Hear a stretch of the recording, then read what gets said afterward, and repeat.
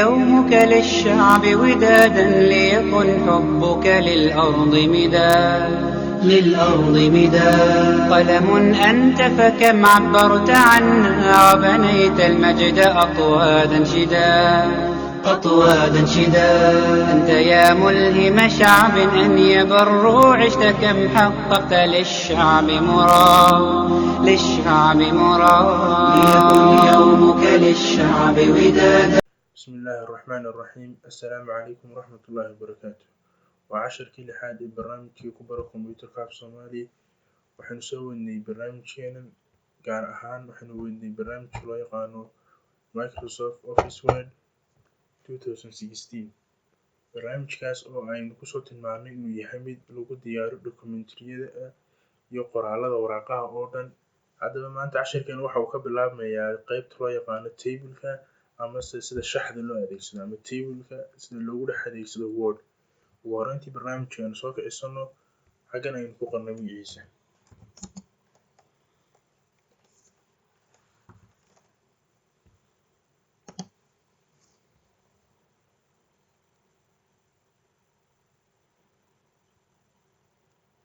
barnaamijku marka uu inoo soo kaco waxaynu soo furan doonaa waraaqad madhan ama blank document waxa loo yaqaano.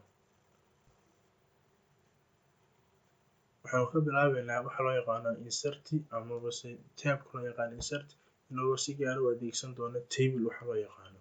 marka tab-ka insert baynu tegaynaa kabacdi waxaynu kasii adeegsanaynaa groupka tables gaar ahaan waxa loo yaqaano table. marka table markaynu sameynayno waxaynu imanaynaa halkan insert kabacdi table baynu kala garaynaynaa insert table baynu leenahay. waxaa jira wax loo yaqaano columns oo ah joogta iyo wax loo yaqaano rows oo ah jiifta.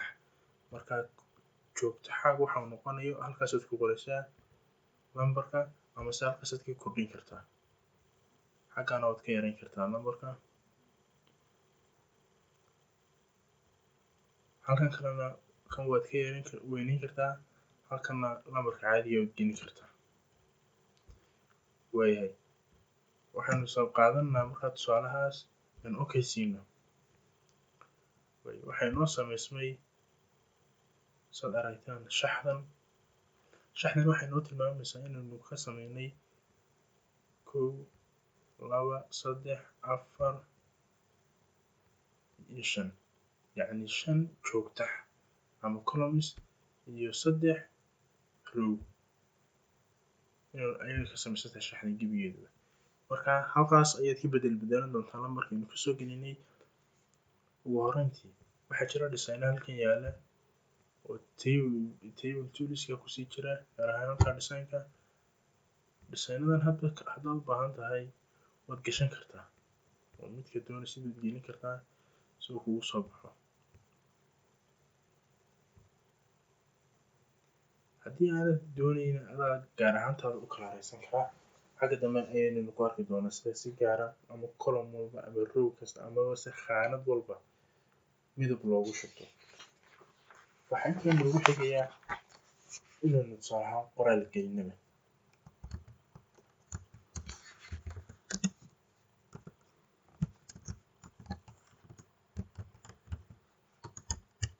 waxa inoogu xigaya waxa uu noqonayaa habkee ayay suurtagal u tahay inaynu kusoo darno column amaba se joogta.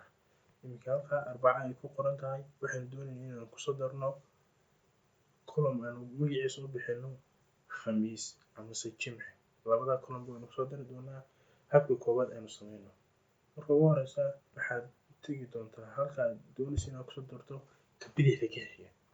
kabacdi markaad dooratid isaga 4 dooranaynaa waayo waxaan doonaynaa inaynu xagga midigta kusoo darno. waxaynu tegi doonaa table toolska gaar ahaan halka layout ay kusii qoran tahay. marka ugu horeysa inaad table-ka sii doorataa laakiin waxaad iman doontaa halkan ay ku qoran tahay rows and columns. marka waxaad leedahay halkan insert above iyo insert below.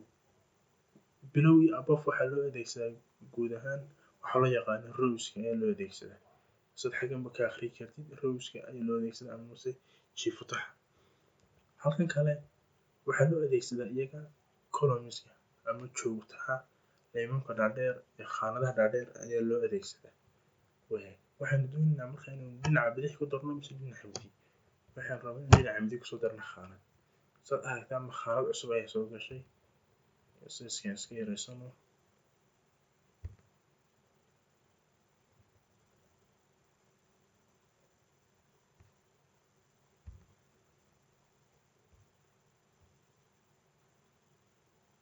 Hadda saad ujeedaan waxaynu samaysanay khaanad cusub.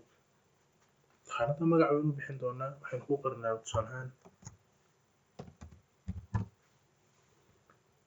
xagana number baynu gelin doonaa. waa iska tusaale maaha wax caadi ah. Tusaale baynu ku bixinaynaa. Marka waxaynu rabnaa haddaba hab labaad oo aynu ugu soo dari karno. Habkan waynu aragnay laakiin waxaynu doonaynaa hab labaad inaynu ugu soo darno weliba dhinaca bidixda inaynu khaanad kusoo darnaa. Way jimcaha inagoo joognaa markaad doonaysa inaad bidixda wax kusoo dartid waa inaad midigta aad sii doorato horta oo mouse-kaaga midigta kusii dhex yaalaa khaanadaha midigta mid ka mid ah. Dadana right click waad isaga ku dul dhufan kabacdi waxaad tegi doontaa halkay ku qoran tahay insert. Kadib waxaad ka dooran doontaa columns insert columns to the right dhinaca midig geli mise dhinaca bidix. Dhinaca bidix inoo geli. Markaas aad ujeedaan halkan waxaa soo gala shay khaanad maran. Khaanadan maran waxay rabtaa inaynu wax ku qorno waxaynu adeegsan doonaa inaynu wax ku qorno aynu ka faa'iidaysano. Waxaynu soo aragnay iminka waxa loo yaqaano columnska. Haddaba say suurtagal ku tahay inaynu row isna kusoo darsano. Marka iminka rowgan ama jiftahan inoo banaan inuu magacaan ku buuxino magacaan tusaale aynu ka dhigano haddii la yiraahdo.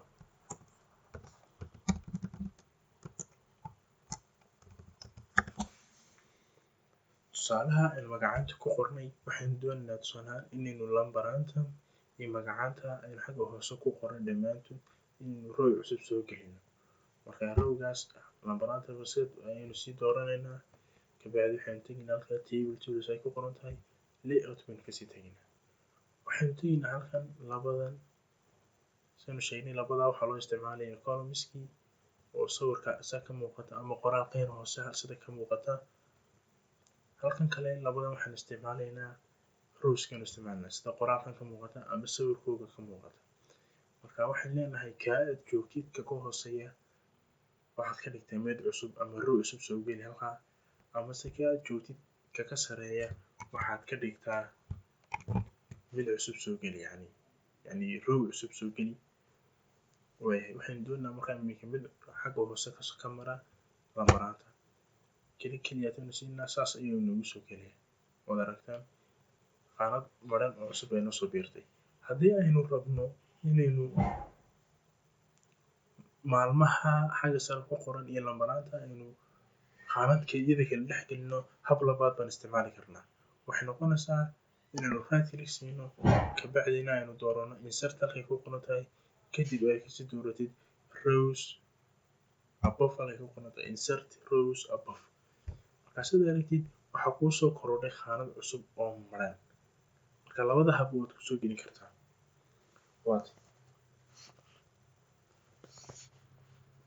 casharka inta inoogu xiga waxa uu noqonayaa sidee loo delete gareeyaa column yacni khaanad taagan oo dhammaystiran sidee loo delete gareeyaa. Khaanad baynu doonaa haddii alla yiraahdo inuu delete gareyn doonaa.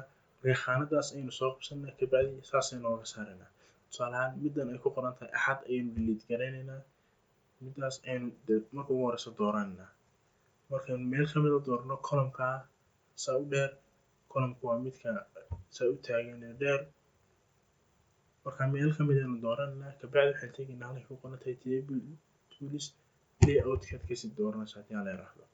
Kabacdi layout markaad dooratid delete baad taabani kadib delete column baad kasii dooranaysaa. Marka sidaas ayaa uu kaga baxay meesha. Saad inoo muuqata iminka waxa la yiraahdo axad meesha inaguma jirto. Waa sabti isniin axadii waynu delete gareyn. Isla hab labaad baad isticmaali kartaa. Waxaad ku soo celin kartaa marka ugu horeysa horta control iyo z.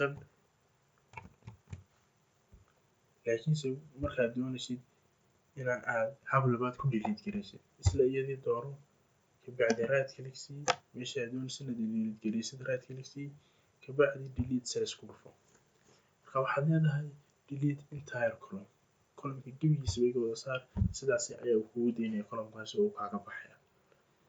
way haddii ay noqoto rowska bal ka waran iyaga jiifutaxa waxaa la samayn karaa iyagaa dooranaysaa mid ka mid ah kabacdi kaa doonaysa inaad delete gelisid khaanadihiisa mid ka mid ah amba ta hore iska dooro kabacdi layoutkii kaalay waxaad sii doorataa ay ku qoran tahay delete kadib waxaad ka doorataa delete rows si automatic ayuu kaaga baxayaa hab labaad waxaad samayn kartaa isaga dooro kadib right click samee kabacdi waxaad kasii doorataa delete cells kadib delete entire row sidaasi ayaa kugu daynayaa oo uu meesha kaga baxayaa rowgaasi